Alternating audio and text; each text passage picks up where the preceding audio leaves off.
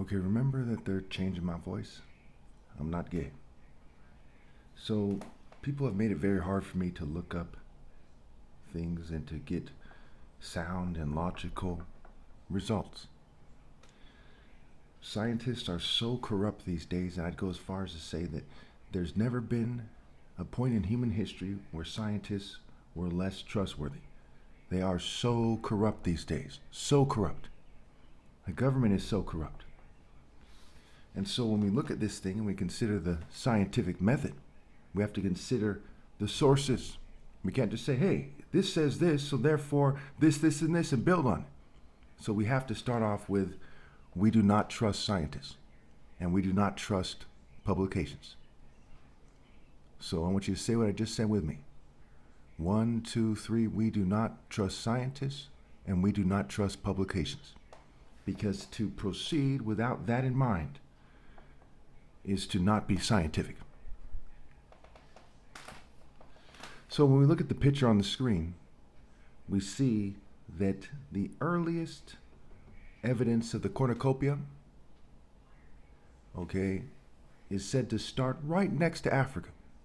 And these people are hyper fixated on not giving Africans credit. To this day, when people talk about the history of religious artifacts, they almost always fail to mention that the first one, even according to scientists, is in Africa, around 70,000 BC or so, the python head. And there's various dates, right? Now, logic alone would tell you that Africans are the most spiritual people and that religion starts there. Now, why is this? How do we know this? Well, first of all, we can see the rates of autism historically are higher with whites and Jews. And we see that quite often when we look at people in the Middle East, they are very autistic-ish because of breeding with whites and the Semites who became Jews. Now, I don't care if someone has autism or not. Okay, I'm the son of 2 doctors. I'm not racist. I don't think that these videos are going to give my race the upper hand. I don't think that somebody's going to award me some kind of award that says, you're the black supremacist of the year. I'm not a black supremacist. But I'm somebody interested in the truth. And if you are thinking about giving me some award for being the black, the pro-black person of the year, I'm not interested. Okay? I'm interested in the facts here. I'm mixed. I'm part black, part white. And I tell the truth. And I'm God's son. I'm very offended that these racist, rich whites and Jews and LGBT people want to cover up my history for the petty game that they're playing. The Freemason dress-up game that they're playing. It's like the Klan, right? There's a bunch of Freemasons and they put on some robes and they act like racists. Well, there were millions of members of the Klan, 4 to 6 million. And it's pinnacle. Those people went back to the Masonic lodges. The same brain that allowed them to be Klansmen allowed them to be Freemasons. And racism didn't stop there or something. That happened well before things were desegregated. So when we look at the history of the social clubs that dominate this country, we see an unbroken continuity of racism. If you look at how things are, wealth distribution, who dates who and why, the funny things that go on behind the scenes, crypto Jews, crypto English, crypto this, crypto that, crypto Greek society, okay? Look at the Greek statues and look at the races, right? How they're expressing themselves in the races more and more. We can look at this thing objectively and consider the overwhelming amount of evidence and know with certainty that there are people trying to twist history for a stupid dress-up game. So a bunch of nerds can say, hey, they look like me. They look like the statue that, that they're worshiping and so on and so forth. That is stupid as hell. No matter how inferior you feel, maybe you have a little man complex, inferiority complex, or maybe you have a super tall man complex. Whatever the hell the problem is, it's stupid. Grow up. Far more important than your sense of how things should be, your very twisted and demented and deranged sense, is telling the truth. It's also important to note that I'm someone with no children and I don't plan to have any children. And my brothers don't have any children that I know for sure are theirs. Okay? And I hope they don't have children. I do not see myself as someone in a racial competition. I'm doing this for God Almighty, and I can tell you with certainty that they're lying. But the map on the screen, nonetheless, to say the least, strongly suggests that the cornucopia is an idea that either builds on African ideas right next door in Egypt, or it is directly from Africa as such, which is what I believe to be the case here. The cornucopia has to do with bearing fruit.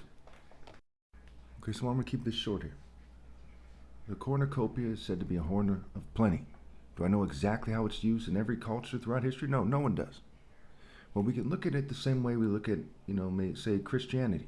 There's different denominations. People go off and do their own thing, and they try to, use it to maintain power and so on and so forth. So that's basically how it was used, right? We see in the Bible where the horn is said to be a symbol of strength. Now, when it comes to, the Bible Gateway footnotes, when it comes to looking at what it's saying in the Bible and putting it into context, what have you. I can't think of a verse off the top of my head where it says that that's what it is, but it's safe to say that's how it's used. And you think about what the horn is in nature and so on and so forth. Now, the cornucopia, is used to hold produce, nuts, flowers. So it's a symbol of bearing fruit and, your works, what have you. Beauty, food, the fruits, the different implications of the fruits and their different colors and shapes and so on and so forth. And that can be a long, complex process. So it's not as simple as saying the trees are brown and say, Arabs have brown skin when they do, right? And therefore there's some kind of connection. It's not that simple. It's not as simple as saying that sometimes bacteria is green and leaves are green, because, bacteria quite often, at least, to say the least, can be a bad thing, depending on the situation. And the tree's leaves usually are a good thing, right? But then you have poison oak and so on and so forth. So it's not that simple. But when you look beyond these kind of basic connections and you see the patterns, then you start to see certain connections. And this is a part of science, right? How they study things. They say, well, what's the connection between this body structure and this one? For example, the dinosaurs. They say, well, what are their skeletons telling us? Because there's patterns in nature, and that's part of how we understand things. So there's a religious kind of angle, and there's a scientific angle, and to some degree they work together, some degree they don't. We live in a time where religion and science have definitively diverged, and scientists are extremely unreliable. Part of why that is because, eventually no valid scientist or religious person will exist. All the religious person will be taken away. And science, in the sense of people doing science experiments and so on and so forth, will still be contaminated by the governing class's policies. They won't be able to account for supercomputer manipulation of nature, okay, the evolution, or rather the trajectory of fabrication, right? They fabricate evidence, and they're getting better at it, just like they're getting better at psychological control and mind control. So when we look at the situation, we say, what does this cornucopia show us? Well, it's connected to Cybele. It's connected to a lot of different deities in the ancient world. And some of these deities, right, they're inspired by Africa. They go throughout Europe and they come right back to Africa, to Egypt, especially northern Egypt, and they start worshiping them there. Okay, so they, it's like Set, right? He goes to Greece in the form of Zeus, and then when the Greeks occupy Egypt in the foreign period, here they are again, these people who worship Zeus and other things, right? And the Romans as well, Jupiter. So we know for sure, because of more recent history, how things tended to go. And we know that the ideas that went into Set, this deity of evil and storms and chaos and rape by deception and magic and evil fertility and satanic sex and so on and so forth. And they change my voice whenever I say the word sex. They're on some weirdo stuff. They use technology and they change it, before I upload it, and they change it after I upload it too. They're very sick people, very demented people. So the point of this video is to show you one example of why I'm right about where martial arts come from and what the purpose of it is. I'm going to make a video soon about the logical assumption. Okay, the reason why the globalists who before America was even established, before England was established as such, went around the world and kind of started manipulating religions, and they've done so in phases, and they have kind of internal conflicts from what I gather. You know, my slice really. The reason why they put such an emphasis on the monotheistic faiths and the faiths that are very close to monotheistic, like Shinto and Hinduism, right, where you have these sort of main deities, and there's a thin line between their main deities and the concept of God. They just kind of separated God's characteristics into other deities, and there's different ways to interpret and so on and so forth. The reason why they put that emphasis there, because the overwhelmingly logical assumption and sound conclusion is that there's one God. Okay, we know this because of who believed what and why, who went where and why, what evidence they presented. Okay, the martial arts evidence, the evidence of the spiritual state of people. Okay, we see that Buddhism doesn't allow for a very potent spiritual state. It's very psychological in nature. It deals with energy and psychology.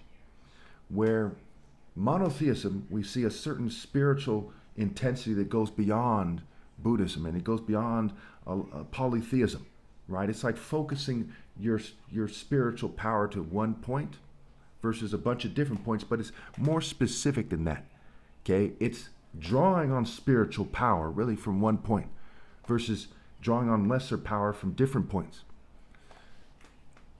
And so we also have to see who's inclined to do what, right? The birds went into the air, the fish, and they did their thing in the water, and so on and so forth. So its destiny has shown us that monotheism is the bell that rings the loudest. So the burden of proof is on the other philosophies, agnosticism, atheism, polytheism, what have you, because these people don't bear fruit, right? Atheists are basically a bunch of idiots. Agnostics, very mediocre. And if we look, we got to compare these things, right? If you want to be mediocre and an idiot, then you become a damn agnostic or an atheist. No offense to anyone, these are the facts here.